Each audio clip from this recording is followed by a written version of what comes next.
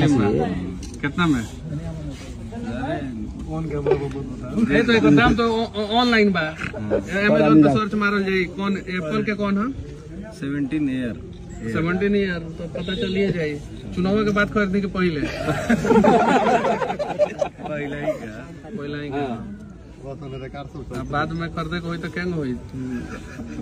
अरे लोगन के प्यार भाई, हमार पैसा थोड़ी ना। हाँ, ये लोगन के दिहल पैसा आगे भी दिहन। आगे भी बिल्कुल, हम कोनो ठेकेदार के घर पैसा थोड़ी कमाए के तो पड़ी, कमाए तब ना। मतलब मान ली कि यहाँ आयल बानी, सब लोग के संगे आयल बानी ना भैया, हम काम करके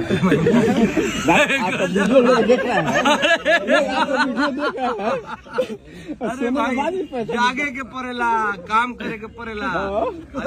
शूटिंग के दौरान भ्रष्टाचार फिल्म के शूटिंग करते हैं हम। ये पैर हमारा पूरा जो ऐसे लोगों के आगे पीछे पैर हमारा हैसे मुड़ गया। 1 साल तक हम बेड पे थे।